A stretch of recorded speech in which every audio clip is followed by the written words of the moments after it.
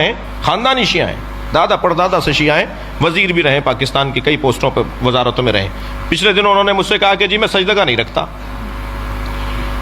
کیونکہ نبی نے خاک پہ سجدہ، کربلا تو نبی کے بعد ہوئی ہے، تو نبی نے پھر خاک پہ سجدہ تو نہیں کیا ہوگا، وہ تو کربلا کے بعد خاک آئی ہے۔ میں نے کہا یہی آپ کی غلط فہمی ہے۔ اور اچھا اس ٹائپ کے جو لوگ ہیں نا، ان کے مزاج میں بولنا ہے، سننا نہیں ہے۔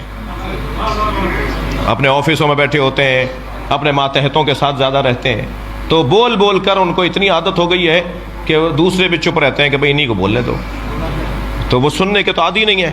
تو خدا کے لیے اچھا الحمدللہ اس وقت ہماری یہ پوزیشن بھی ہے کہ پاکستان کے جنرل، پاکستان کے وزراء، پاکستان کی شخصیات، تھوڑا سا دل ان کا ہمارے اوپر آیا ہوا ہے، تو ہم بھی اپنا کام پورا کر رہے ہیں۔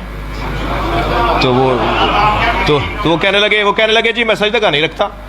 تو میں نے کہا آپ شیعہ نہیں ہیں؟ کہنے لگے شیعہ ہوں، کھلا شیعہ ہوں، عزادار ہوں، ماتمی ہوں، گھر کی عزاداری ہے، خاندانی عزادار ہوں، خاندانی شیعہ ہوں، سجدہ نہیں رکھتا۔ میں نے کہا کیوں نہیں رکھتے؟ کہنے لگے نبی نے کس پر کیا ہوگا سجدہ؟ میں نے کہا خاک پر۔ کہنے لگے کربلا تو نہیں تھی؟ میں نے کہا کربلا تھی، کربلا تو حضرت آدم کے زمانے سے ہے، کربلا کی زمین پر تو حضرت آدم کو اللہ نے بھیجا، حضرت نوح کو بھیجا، حضرت ابراہیم کو بھیجا، ہر نبی کو کربلا بھیجا، اور ہر نبی کا ایک قطرہ صحیح کربلا میں گرایا، ٹھوکر لگی، سر پھٹا، گھٹنا چھلا، پیر کے انگوٹھا چھلا، خون کا ایک قطرہ ضرور نکلا ہے ہر نبی کا۔ اور جب وہ پوچھتے تھے یا اللہ ہم سے کوئی خطا ہوئی ہے؟ کہ نہیں خطا نہیں ہوئی، حسین کا خون یہاں گرے گا، تمہارا ملا رہا ہوں۔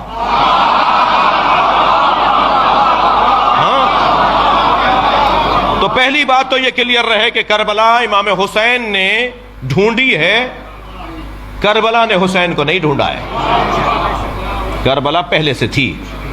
رہ گئی بات خاک پر سر رکھنے کی، تو نبی نے خاک پر سر رکھا۔ صحیح بخاری کی روایت، صحیح مسلم کی روایت، وَجُعِلَتْ لِيَ الْأَرْضُ سُجَّدًا، اللہ نے میرے لیے خاک کو سجدگاہ بنایا ہے۔ یہ صحیح بخاری کی روایت، صحیح مسلم کی روایت۔ محدث دہلوی تو شرح صحیح بخاری کے اندر حاشیے میں لکھتے ہیں کہ جو شیعہ حضرات ٹکیا بنا کر اس میں سر رکھتے ہیں نماز میں، سجدے میں، شیعہ حضرات جو مٹی کا ڈھیلا رکھتے ہیں، یہ نبی کی سنت پہ عمل کرتے ہیں۔ جی ہاں، صحیح بخاری کی شرح میں لکھا ہوا ہے کہ شیعہ نبی کی سنت پہ عمل کرتے ہیں۔ تو خاک پر سجدہ تو سرکار بھی کرتے تھے۔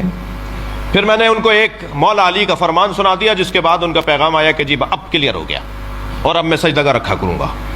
وہ یہ کہ مولا علی سے پوچھا گیا یا علی، ہر رکعت میں قیام ایک ہے، رکوع ایک ہے، سجدے دو کیوں ہیں؟ فلسفہ احکام، مولا سجدے دو کیوں ہیں؟ تو مولا نے قرآن کی آیت پڑھی کہ سجدے دو اس لیے ہیں کہ جب تم پہلا سر سجدے میں رکھتے ہو، پہلے سجدے کے لیے سر رکھتے ہو خاک پر، تو قرآن پکار کر کہتا ہے منہا خلقناکم، تم اسی مٹی سے بنے ہو۔ اور جب دوبارہ سر رکھتے ہو تو آیت آگے بڑھتی ہے وَفِيهَا نُعِيدُكُمْ، اسی مٹی میں واپس جاؤ گے۔ تو پہلا سجدہ تمہاری ولادت کی یاد دلاتا ہے، دوسرا سجدہ تمہاری موت کی یاد دلاتا ہے، اور دونوں سجدوں کے درمیان مختصر سا قیام ہے جسے زندگی کہا جاتا ہے۔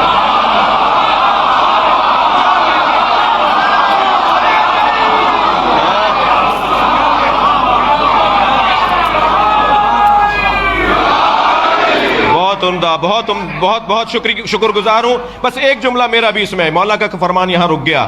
یہ جو دو سجدوں کے درمیان مختصر قیام ہے، اسے زندگی کہتے ہیں، جو استغفار پر مشتمل ہے۔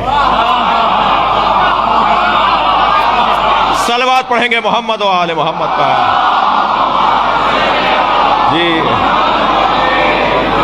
جی مولانا، پہلا سجدہ ولادت کی یاد، دوسرا سجدہ موت کی یاد۔ خاک پر سر رکھو گے تو یاد آئے گا مٹی سے بنے ہو۔ مولا علی نے فلسفہ بیان کیا، خاک پر سر رکھو گے تو یاد آئے گا مٹی میں واپس